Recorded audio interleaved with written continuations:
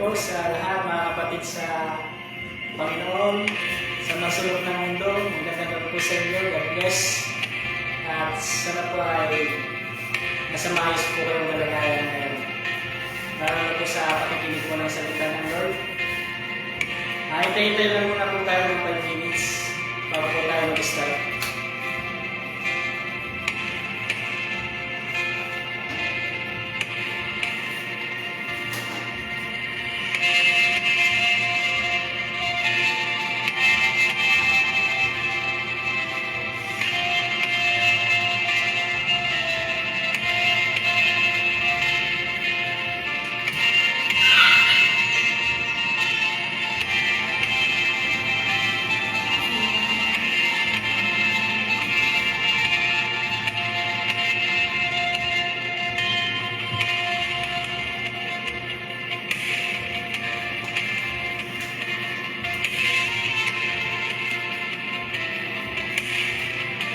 Days na po na speak live, live stream.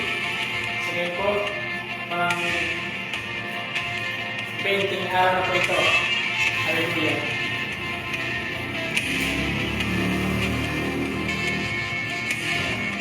Salamat sa Lord sa pagkakataon ko ito. Na isa rin po mga araw po ng salita ng Lord. Ito po ay para sa akin, ito po ay palahin.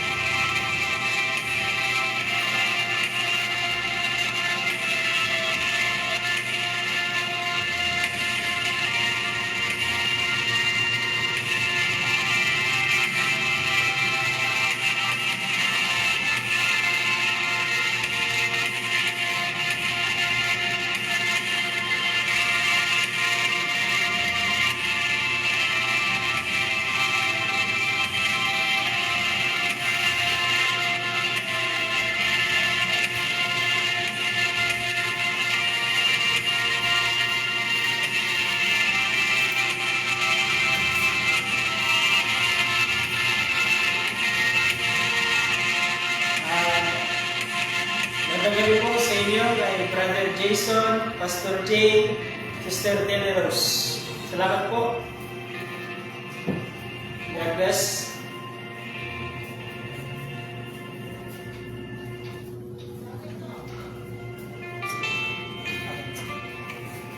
Start na po tayo bago po tayo mag-start sa salita po ng Lord. Tayo po ay manalangin. Samahan niyo po ako sa panalangin. Hallelujah.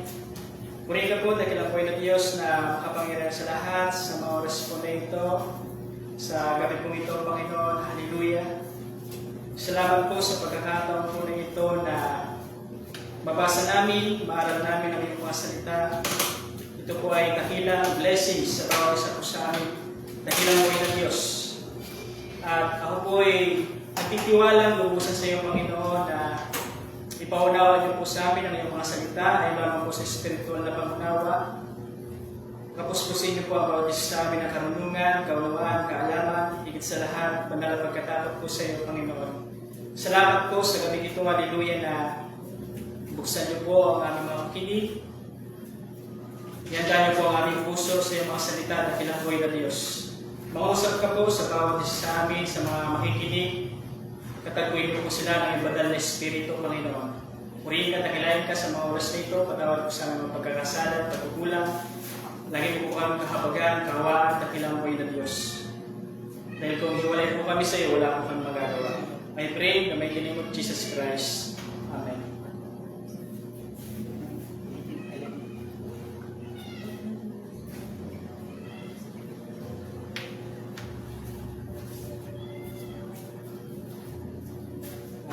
Ako ay dako na rin po sa testimony. At ako pinagpapasalamat po sa Lord na sa mga oras po na ito, hallelujah, na isa rin po ako na pinagbigyan ng pagkakataon para makapag-share po ng salita po ng Diyos. Salamat sa kanyang biyaya, sa kanyang kabutihan, sa kanyang kagandang loob na magpakailanman. Kaya yun po, mga kapatid, hallelujah, na nung linggo, hallelujah, na kung sa pumunta kami ng Kanumay, salamat sa Panginoon sa kanyang pag-iingat, papunta kong Kanumay. At nagpapasalamat rin ako sa Panginoon na nakita ko po yun yung mga kapatiran natin sa Panginoon na doon po ako na-encourage na ako lang yung medyo bata-bata, talagang may mga edad na po sila. Kaya parang nagalang yung puso ko na silang may mga edad na ay nagpupursige silang makapaglingkod sa Panginoon. Kaya parang na-encourage ako na talagang maganda kasi kung titingnan po natin, malapit na sa finish line. Hindi ko naman sinasabi na malapit na sa finish line dahil hindi natin alam yung bukas, yung araw kung kailan tayo pupunin ng Panginoon. Ang maganda dito, lagi po tayo naka-ready, lagi po tayo nakahanda. Sabi ni Pablo, for to me to live is Christ, and to die is gain. Napakapalad na sa Panginoon tayo mamatay, at sa Panginoon din tayo magkakaroon ng buhay. Kaya yun po yung testimony, yung pasasalamat, yung kabutihan ng Diyos sa bawat isa sa atin, maging sa inyo, bawat oras, bawat minuto, ako po'y naniniwala na may ginagawang mabuti ang Diyos sa bawat isa sa atin. Kaya salamat sa Panginoong Jesucristo, lamang po yung kapurihan at pasalamat. Kaya dito naman po sa recap natin nung Sunday service, nasabi ko po kanina sa testimony na nandun po kami sa Kanumay, hindi ko po alam kung ano yung alam ko na napag-usapan yung Mobilize for the Harvest. Ito po yung pinag-uusapan natin ngayon dito. Ito po yung tema. Kaya naalala ko yung nandun ako ng linggo na si Pastor Berting ang magturo. Ito po yung konting recap po, mga kapatid, at sa mga nakikinig. Salamat po sa inyo at God bless at kumilos po ang Espiritu ng Lord sa bawat isa sa atin.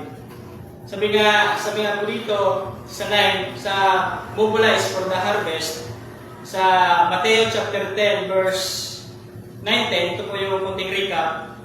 Huwag kayong magbaon ng ginto kahit pilak, kahit anso sa inyong mga supot. Kahit supot ng pagkain sa paglalakad, kahit dalawang tunika, kahit mga panyapa o tungkod, sapagkat ang manggagawa ay karapat-dapat sa kanyang pagkain. Ito po mga kapatid, hallelujah, na inutusan ng Panginoon yung kanyang 12 disciples.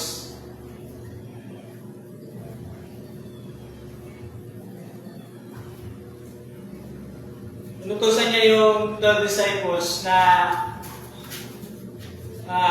pumayo. Nandito yung utos ng Panginoon na huwag kayong magbaon ng ginto kahit wala kayo taso sa inyong mga supot. Kung sa walang dadalhin, sa panahon po ng apostles, talagang tinest talaga ni Lord yung puso nila kung talaga bang susunod sila sa Panginoon. Kahit wala silang daladala, nandun yung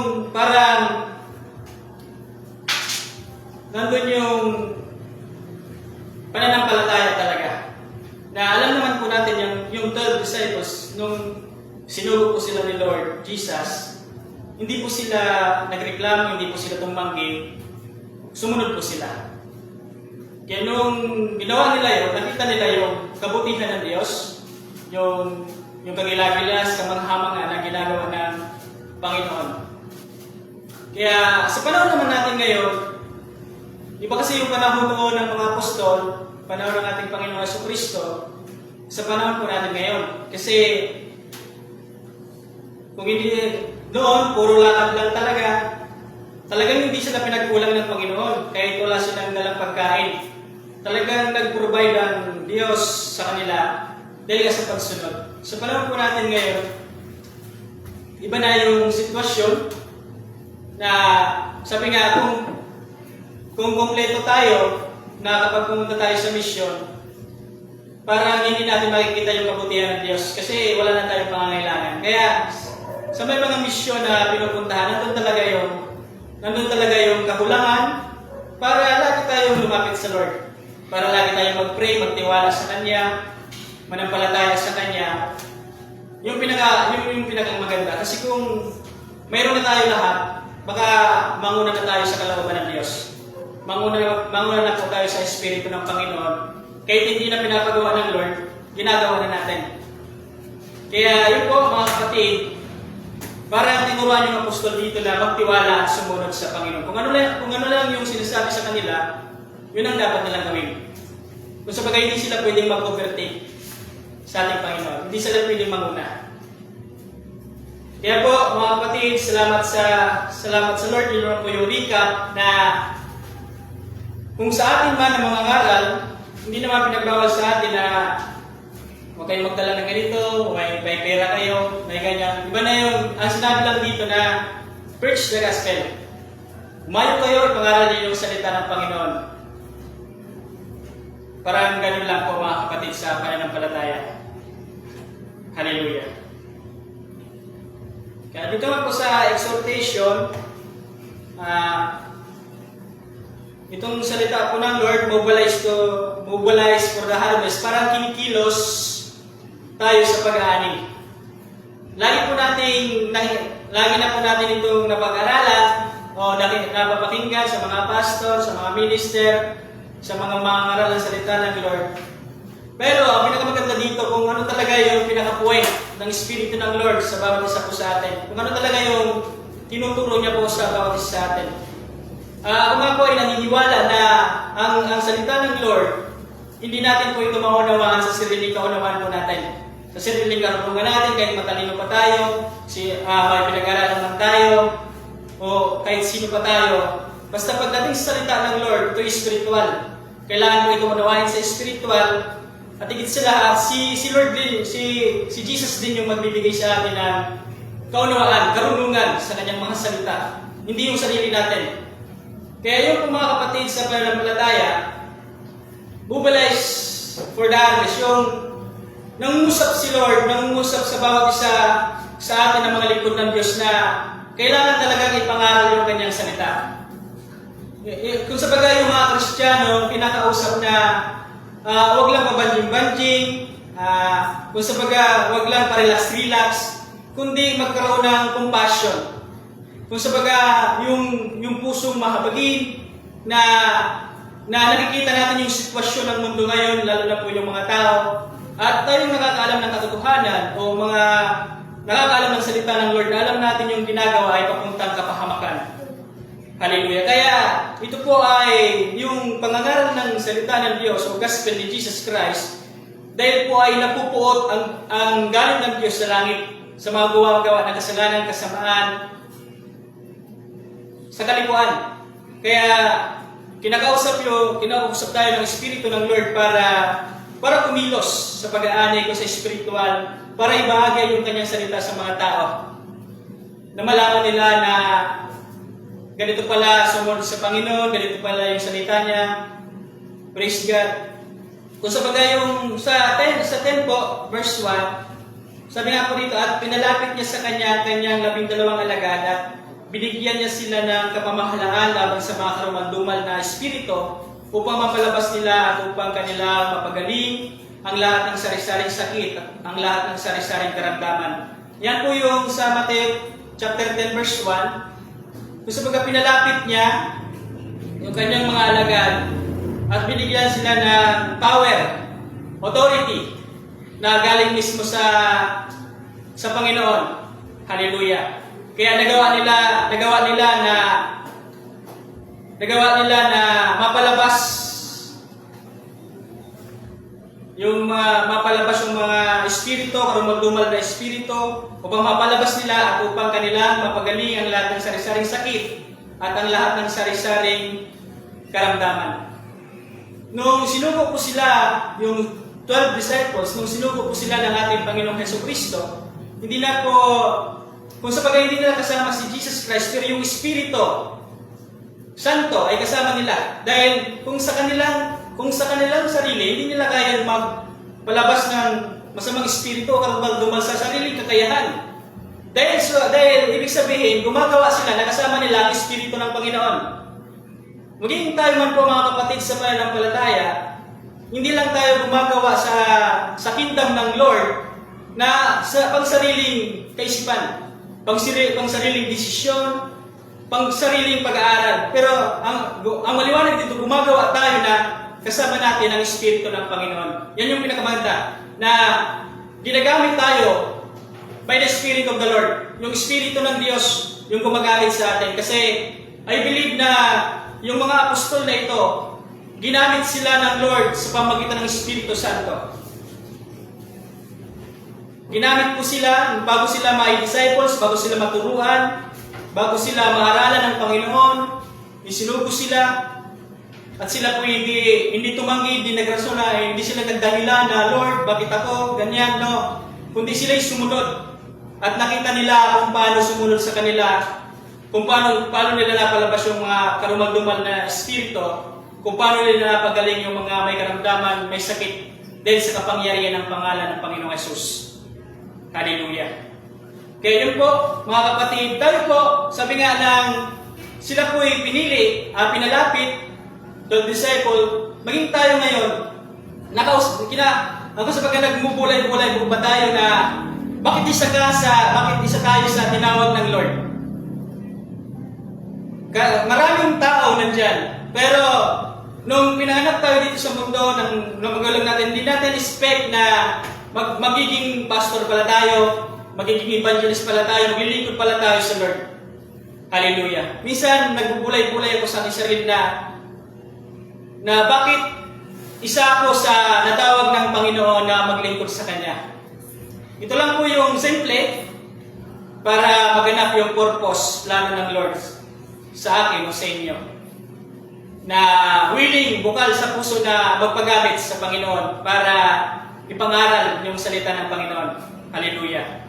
Kaya dito po nung hinirang tayo, pinili tayo ng Panginoon, sabi nang dyan, pag-iintinan nyo po pag-i-check nyo po sa Juan 15, verse 16. Sinabi po dito sa Juan 15, verse 16, ako'y hindi ninyo hinirang, ngunit kayo'y hinirang ko. At aking kayong inihalal upang kayo'y magsiyaon at magsipagbunga, at upang manatili ang inyong bunga, upang ang anumang inyong hingin sa Ama sa aking pangalan, ay maibigay niya sa inyo. Yan po. Tayo po ay hindi tayo ang pumili sa Diyos. Hindi tayo unang umibig sa Diyos. Siya yung unang pumili sa atin, siya yung unang umibig sa atin. Dahil sa Kanyang biyaya, nakakapaglingkod po tayo sa Kanya. Dahil sa Kanyang habag at awa, nakakalapit pa tayo sa Kanya. Hallelujah. Kaya sabi niya dito, kayo hinirang ko at aking kayong hinihalal upang kayo magsiyaw at magsipagbunga. Kung sa baga, ang isang mananampalataya, ang isang Kristiyano, hindi lang kung sa baga, lagi natin nasasabi na tagapakinig lang, okay lang na tagapakinig. Minsan, nakaupo lang, nagpupuri lang, ayos na. Pero yung pinaka-plano pala ng Lord, pinaka-purpose pala sa atin ng Panginoon, yung magbahagi tayo ng kanyang salita. Yan yung pinaka the best sa isang Kristiyano na nakikinig ng salita ng Lord, hindi pinapalabas sa kabilang tainga, kundi habang nakikinig siya ng salita ng Lord, pumapasok sa puso at ito'y ginagawa. Sabi ng Panginoon, mapalad yung taong nakikinig ng salita ng Diyos at ito'y ginaganap. Pinapakinggan niya, pero gaganapin niya, ipapamukay niya yung salita ng Panginoon. Pero kung nakikinig tayo ng salita ng Lord, Kristiyano tayo, nakikinig tayo ng salita ng Lord, wala mo lang tayo ka-desire sa puso natin na ganapin yung salita ng Lord. Mahirap. Kasi talagang, sabi nga tayo yung ilaw, tayo yung asin ng sanlibutan. Magiging ilaw lang tayo at asin sa sanlibutan kapag sumusunod tayo sa tawag ng Espiritu ng Diyos. Yung pamumuhay natin bilang isang Kristiyano, mga kapatid. Kasi ang Kristiyano, ang isang Kristiyano ay nagpapasa ng krus at idiniday niya ang kanyang sarili at sumusunod sa kanyang Panginoon. Ang ibig sabihin, kahit mahirap magbahagi ng salita ng Lord, kasi ako'y naniniwala, sabi ng Biblia, kapag sumunod ka kay Kristo, dadanas ka ng pag-uusig. Sabi sa tema po na ito, dadanas, kapupuotan ka, uusigin ka, diyan matetest yung puso mo kung kaya natin ipaglaban yung katotohanan na mula sa ating Panginoong Jesucristo, yung pangangaral ng salita ng Diyos. Kasi marami nang pinatay sa pangangaral ng katotohanan. Binalatan, pinugutan, binaril, nilagari, pinako sa cross dahil sa katotohanan, pero pinipreach pa rin nila yung gospel ni Jesus Christ.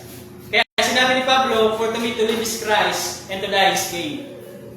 Kaya yung salita po ng Lord, parang sa atin, sana hindi ito maging sa atin na simple lang yung salita ng Lord, baliwala lang sa atin.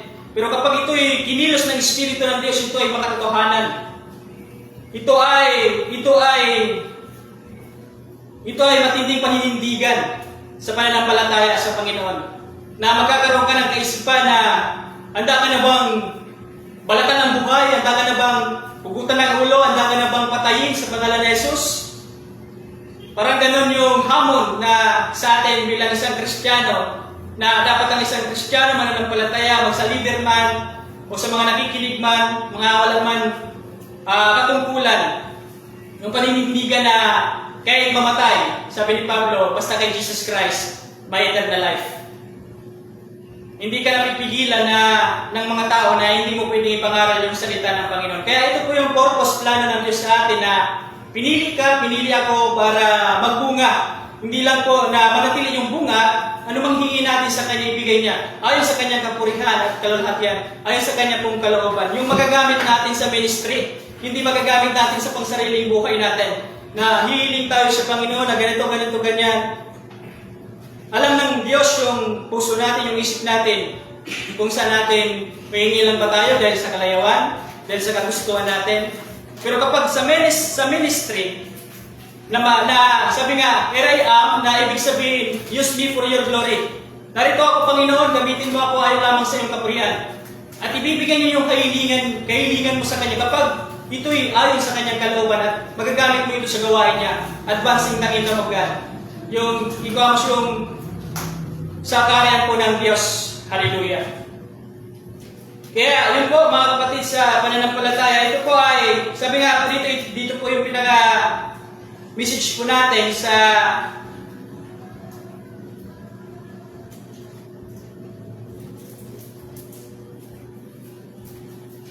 Yung nabanggit ko po kanina na pag-uusig sa mga mananampalataya. Sabi nga po dito sa verse 17, sabi po dito na datapwat, magpakaingat kayo sa mga tao sapagkat kayo ibibigay nila sa mga Sanhedrin at kayo hahampasin sa kanilang mga sinagoga o at kayo'y dadalhin sa harap ng mga gobernador at mga hari dahil sa akin sa pagpapatotoo sa kanila at sa mga hintil. Datapwat pagka kayo'y ibinigay nila, huwag ninyong ikabalisa kung paano o kung ano ang inyong sasabihin, sapagkat sa oras na yaw na ipagkakaloob sa inyo ang inyong sasabihin. Sapagkat hindi kayo ang magsasalita, kundi ang Espiritu ng inyong Ama ang sa inyo yung magsasalita. at ibibigay ng kapatid ang kapatid sa kamatayan at ng ama ang kanyang anak at mag-iimagsik ang mga anak laban sa kanilang mga magulang at sila ay papapatay. At kayo'y kapupuotan ng lahat ng mga tao dahil sa aking pangalan, datapwat ang magtitiis hanggang sa wakas ay siyang maliligtas. Yan po yung salita niya sa mga apostol at maging sa atin ngayon na naglilingkod po sa Panginoon. Kaya, lagi natin ilagay sa isip natin na hindi lang po tayo binigyan ng pananampalataya ng Diyos, kundi tayo po ay binigyan ng pananampalataya at pagtitiis naman alang-alang sa Kanya, sa ating Panginoong Jesucristo. Kaya sa nabasa po natin, nandun yung kapupuotan, nandun yung pag-uusig, mararanasan natin yung pagkapot ng mundong ito, yung mga tao sa mundo, lalo na yung mga iba-ibang katuruan sa Biblia, at sa mga tao na hindi pa nakakilala ng lubusan sa Panginoon, mararanasan natin yung pag-usig poot kung tayo po'y talagang tunay na naglilingkod sa Diyos. Ang makakaranas naman ng pag-uusig, pagkapuot, yung talagang sumusunod siya sa Panginoong Jesucristo. Kung ano yung kalooban ng Diyos, talagang nilalakaran niya. Ipinaalyag sa baga, tayo po ay Christ-likeness. Yung pagiging, kung sa baga yung pinakagul natin na Christ-likeness, yung pamumuhay ni Kristo, dahil sa kanyang pamumuhay na mga katotohanan, dahil sa kanyang mga pananalita na mga katotohanan, maraming nasaktan, maraming nagalit sa kanya. Ibig sabihin, kapag naranasan ng isang mga ngaral ng salita ng Diyos, mga pastor, mga evangelist, mga nangangaral sa anong lugar, kapag may nagalit, may napuot, may nag-usig, ibig sabihin yung Espiritu ng Diyos na nananahan po sa puso natin, sa buhay natin. Yan yung tunay na Kristiyano. Kristiyano, tagasunod ng Panginoong Jesucristo. Christ-likeness. Pero kung maraming mananampalataya, maraming mga tumatawag sa Panginoon, sabi ng Panginoon, hindi kayo kilala sapagkat hindi kayo sumusunod sa kalooban. Ibig sabihin, maraming mga aral na, Lord, aral kami, nagpagaling kami, ganito, pero bandang huli sinabi ng Diyos sa kanila, hindi ko kayo nakikilala sapagkat gumagawa kayo ng katampalasanan. Yaon lamang na sumusunod sa kalooban. Ibig sabihin, yaon lamang na nakikinig sa tinig ng Espiritu ng Panginoon dito sa Biblia. Kaya nga po yung sinasabi ko, kapag kumilos ang Holy Spirit sa isang kongregasyon, dapat ibangga yan sa Biblia.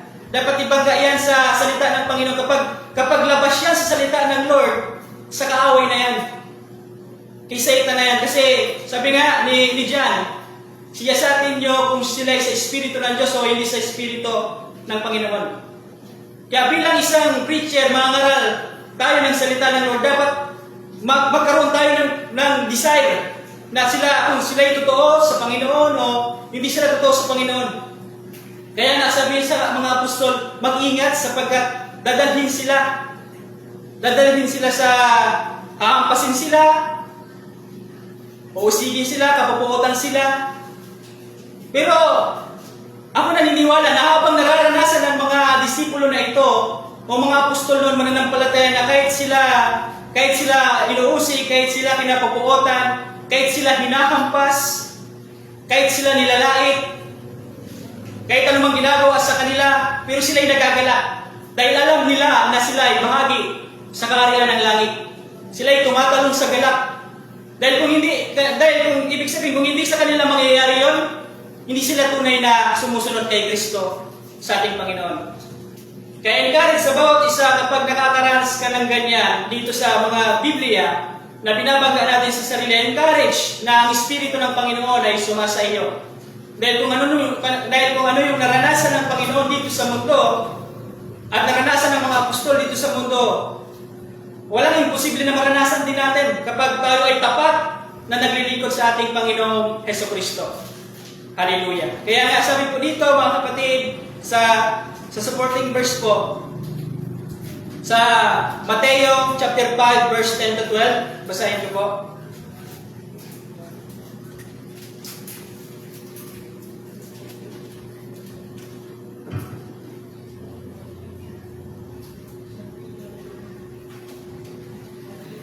Sabi po dito sa Mateo chapter 5 verse 10 to 12, sabi po dito, mapapalad ang mga pinag-uusig dahil sa katwiran sapagkat kanila ang kaharian ng langit. Mapapalad kayo pagka kayo inaalimura at kayo pinag-uusig at kayo pinaglibika ng sirisaring masama na pawang kasinungalingan dahil sa akin. Mangagalak kayo at magsayang totoo sapagkat malaki ang ganti sa inyo sa langit, sapagkat gayon din ang kanilang pagkausig sa mga propeta na nauna sa inyo. Mapapalad, mga magalak, sapagkat yung gantimpala sa atin na sumusunod sa Panginoong Jesucristo, nakalaan na po sa bawat isa sa atin. Kaya, imbis na malungkot tayo, mga panghinaan ng loob, na hindi na ako pupunta doon sa lugar na yun kasi maraming nagagalit sa akin, hindi na ako mag-mission doon kasi maraming nagbabawal, pinagbabanggaan yung buhay ko. Huwag tayong panghinaan, kundi pag-cross, lalo tayong palakasin ng Espiritu ng Panginoon sa ating pangangaral ng salita ng Diyos. Kapag ganyan yung nangyari, nakahanda na talaga yung gantimpala ng Panginoon sa bawat isa sa atin. Kasi hindi lahat ng Kristiyano manampalataya makakaranas ng ganito. Kasi I believe na hindi lahat ng tinatawag ni Kristiyano mananampalataya talagang susunod nila sa Panginoon. Kaya sinabi ng Panginoon, kung susunod kayo sa akin, pasanin niyo yung krus nyo, i-deny niyo yung sarili nyo, at sumunod kayo sa akin. Ang hindi magpasa ng kanyang krus ay hindi karapat-dapat sumunod sa akin. Anong simbolo ng krus? Sabi ni Pablo, for to me to live is Christ and to die is gain. Hanggang sa kamatayan, maglilingkod ka sa Panginoon. Kahit anong mangyari man. Dahil yan yung paninindigan mo na kahit anong mangyari, susunod ako kay Jesus Christ, gagawin ko yung kalooban niya. Dahil puspos tayo ng Espiritu Santo. Dahil kapag may Espiritu Santo, ang isang mga Kristiyano ay matapang, may mga paninindigan kay Jesus Christ. Kasi yung Holy Spirit, itinataas si Jesus, nagpapatotoo kay Jesus. Hindi makikita yung Holy Spirit kung mangisay ka dyan, wag wala ka dyan, hindi makikita ang Holy Spirit. Makikita yung pagkilos ng Holy Spirit kapag yung kanyang ipinapagawa, nakasulat sa kanyang salita, sa Biblia, hindi labas. Yan yung tunay na pagkilos ng Espiritu Santo. Kasi kung sasabihin na kumikilos yung Espiritu Santo, taliwas naman yung pagkaunawa sa Biblia, taliwas naman, labag naman sa salita ng Diyos, hindi yan Holy Spirit. Kuha yan din, sidosing Spirit yan. Mandadayang Espiritu yan. Akala natin sa Lord, pero hindi pala sa kaaway. Kaya, bawat isa sa atin, pasama yung panahon, I encourage na unawain natin kung ano yung kalooban po ng Panginoon. Unawain natin, maging madunong tayo, ibig sabihin maging wise tayo, maging matalino sa paglakad natin sa Panginoon. Ano ibig sabihin? Pakinggan natin mabuti yung sinasabi ng Espiritu ng Diyos. Kasi we serve the mighty God. Naglilingkod tayo sa hindi bato. Naglilingkod tayo sa hindi kahoy. Kundi naglilingkod po tayo sa buhay na Diyos na lumikha ng langit at lupa. Diyos ni Abraham, Isaac at Jacob, yun yung pinaglilingkuran natin sa Espiritu at sa katunayan. Ibig sabihin, yung Espiritu ng Lord buhay na buhay sa isang Kristiyano na nanatiling tapat sa Panginoon. Siya yung nangungusap sa isang Kristiyano, sa atin, na gawin natin yung kalooban niya. At habang gumagawa tayo, kasama natin yung Espiritu po ng Panginoon. Hallelujah. Sabi nga, huwag kang matakot. Sabi nga ng Mateo 10:28, at huwag kayong matakot sa mga nagsisipatay ng katawan, datapwat hindi nakakapatay sa kaluluwa, kundi bagkos ang katakutan ninyo iyaw makapupuksa sa kaluluwa at sa katawan sa impyerno. Tuloy-tuloy dito, mas lalo natin katakutan ng Diyos. Sabi ni Pablo, binalala si Pablo na huwag nang pupunta ng Jerusalem kung hindi po ako nagkakamali. Kasi papatayin siya doon. Anong sinabi ni Pablo? Kahit anong mangyari sa kanya, magawa niya lang yung kalooban ng Diyos. Ibig sabihin, mas katakutan natin yung pumapatay ng katawan at kaluluwa na kaya ibulid sa impyerno. Ang kaya lang ng tao, patayin yung ating katawan, pero wala silang kakayahan na dalhin po tayo sa impyerno, sa parusa ng Panginoon. Kaya mas katakutan natin yung Diyos na nagsusugo sa bawat isa sa atin. Kasi kapag sinabi ng Diyos na ganito yung araw, ganito yung mandatory niyang araw o buwan, gawin natin, huwag tayo magalinlangan. Kasi yun yung sinabi ng Panginoon. Kapag tinaliwas natin yung kalooban ng Diyos, anong ibig sabihin? Nandun na yung pagmamataas natin sa Panginoon at hindi natin talaga pinapakinggan mabuti yung Espiritu ng Lord kung ano ba talaga yung kalooban niya. Ang pinapakinggan natin yung sarili natin, yung mga dahilan natin, ganito, Lord, ganito. Pero yung Espiritu ng Diyos nangungusap sa atin na gawin na ito sapagkat ito yung time para gawin. Tulad po na mobilize for the harvest. Na ipangarap po natin yung salita ng Diyos at kalooban niya ng Panginoon. At sa pangangarap po natin ng salita ng Diyos, hindi natin maiwasan na maraming hadlang. Si Satanas, matindi ang gagawin kapag ang isang lingkod ng Diyos ay ginagawa niya yung kalooban ng Diyos at hindi mapakali si Satanas para tayo ay pigilan, para tayo ay hadlangan. Pero dahil sa pananampalataya sa Diyos, dahil sa paninindigan mo na ito ay kalooban ng Diyos, hindi ka, kahit si Satanas, hindi ka magpapapigil. Kasi kilala mo yung nagsugo sa iyo. Tulad ng mga apostol, kilala nila si Jesus Christ, sumunod sila, yung mga masamang espiritu, yung mga may karamdaman, nagsigaling, yung patay na buhay, physical at spiritual, napakinig sila ng salita ng Lord, nabuhay sila sa spiritual. Kaya, sa pagsunod po sa ating Panginoon, mga kapatid, sa pananampalataya, sa mga nanonood, sa pagsunod po natin sa Panginoon, mayroong katagumpayan, lalong-lalo na kapag kasama natin yung Espiritu ng Panginoon. Kasi, tayo yung templo, bayan ng Espiritu Santo. Ibig sabihin, kinikilos lang tayo ng Espiritu ng Lord para gawin natin yung kalooban niya. Parang sa Panginoong Jesucristo, ginagawa niya yung ipinapagawa ng kanyang amang nasa langit. Ibig sabihin yung Espiritu na sumasa kanya, ginagawa niya yung sinasabi nun, ginagawa niya yung pinapagawa niya. Ganun din sa atin. Kung ano yung pinapagawa ng Panginoon sa atin by Spirit, gawin natin. Huwag tayong magdadahilan kung bakit ganito nangyari, may bagyo, may ganyan. No. Kapag yan ay sinabi ng Panginoon, magaganap yan. Hindi yan kayang hadlangan ng panahon kasi si Lord yung may control ng panahon. Hindi yan kayang hadlangan ng tao kasi si Lord yung may likha ng tao. Alam niya yung puso, alam niya yung isipan ng tao. Kaya niya itong manipulahin. Dahil yung Diyos natin makapangyarihan. Ang problema, tayo mga inuutusan ng Panginoon, ang problema sa atin, hindi talaga tayo sumusunod. Hindi talaga tayo, kung susunod tayo sa Panginoon, susunod ang Panginoon, pero ayaw mo muna na ipalibing ko yung patay sa amin. Baka may nakalagay sa Biblia, hayaan mong ilibing nila ang patay sa patay. Susunod ako sa iyo, Panginoon, magpapaalam muna ako dun sa kasambahay namin sa bahay.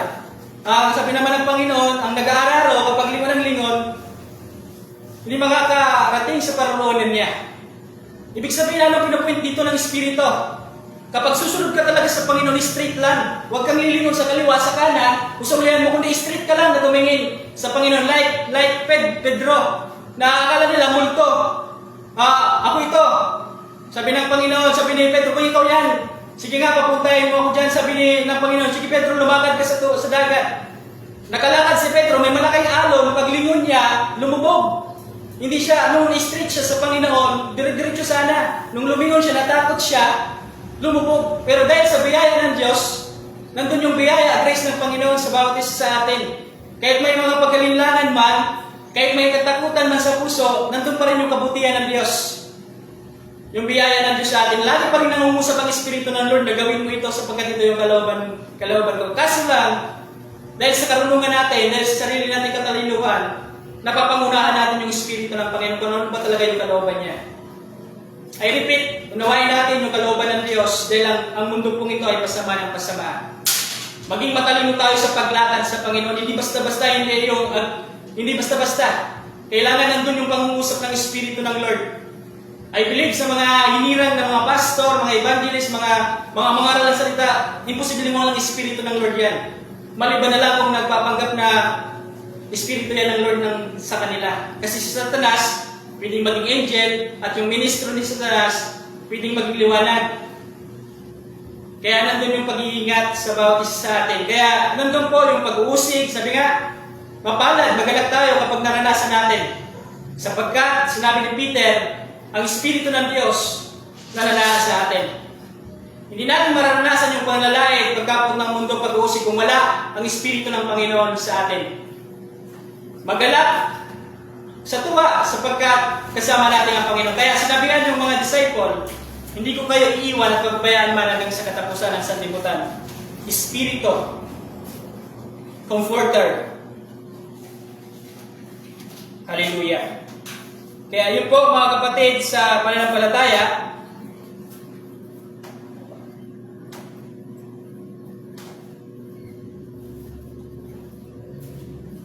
sabi nga na huwag kayong mabahala kung ano man po yung sabihin nyo. Sabi doon sa mga apostol na kung ano yung lalabas sa inyong bibig, lalo na sa pangangaral ng salita ng Lord.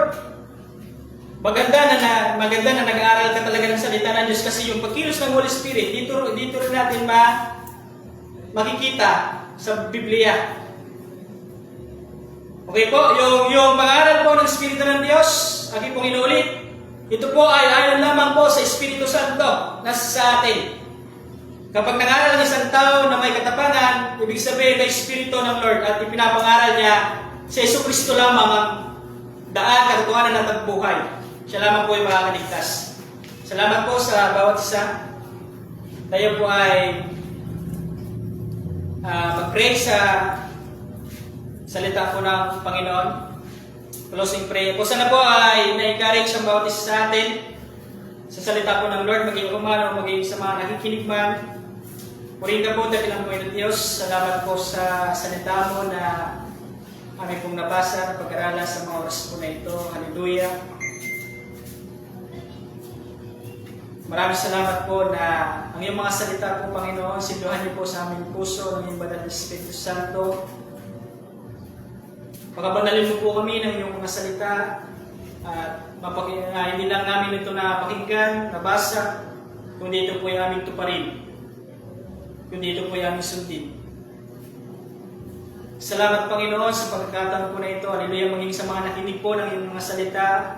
Hallelujah sa mga tao pong bukas ang kanilang mga tainga, puso na pakinggan po ang iyong mga salita. Pagpalain niyo po sila, Panginoon. Hallelujah. Lalo na po sa spiritual na pananampalataya ang bawat isa sa amin.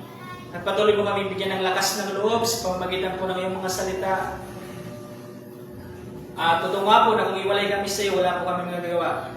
Salamat po, Panginoon. Sa mga oras po nito, sa iyo lamang po akong nagpupuri, nagpapasalamat sa mga oras po nito, sa gabi pong ito, Panginoon, sa iyong mga salita. Ito po ang dalangin sa banal na pangalan ng Jesus. Amen. Tayo po ay dapat na rin po sa shout out. Shout out po sa Fishers of Men Antipolo. God bless po sa inyo pong lahat dyan. Shout out po sa Fishers of Men Tapil. God bless po sa inyo pong lahat po dyan. Shout out po sa Fishers of Men Yuduran. God bless po sa inyo lahat po dyan. Shout out po sa Fishers of Men Badian. God bless po. Hallelujah. Shout out po sa Bible School Cubao. Hallelujah. Salamat po. God bless po sa inyo po dyan. Shout out po sa Dolong Crusher. God bless po sa inyong lahat po dyan. Shout out po kay Sister Heidi, Sister G, Brother Jed Alpesa, Sister Hazel, Sister Juby, Sister Lily Rose, Brother Domson, Brother Jason, Brother David Ching. Shout out po sa inyong lahat po dyan. Ingatan po kayo ng Panginoon. God bless po. Shout out po sa kay Brother John Paul, Sister Rika, Sister Shirley, Sister Arlene, Brother Roger, Sister Mary Rose, Sister Jess, Sister Jasmine, Brother Tony. Shout out po sa inyong lahat po dyan. God bless. Shout out po sa mga pastors, Pastor Carl. God bless po, Pastor Al. God bless po, Pastor Aldwin. Shout out po. God bless po, Pastor Bong. God bless po. Shout out po, Pastor Bertie. God bless po sa inyo po dyan. Pastor Jay. God bless po. Pastor Vicente. God bless po. Pastora Merna. God bless po. Sana po lahat ay mabati ko. Salamat po, mga kapatid. Shoutout po sa kay Mona.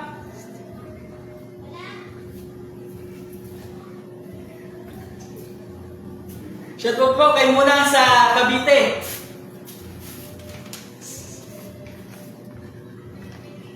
Shoutout po kay Sister Bichay na asawa po ni Pastor Bong. Salamat po at God bless po sa inyo lahat. Pagpalain po kayo ng Panginoon.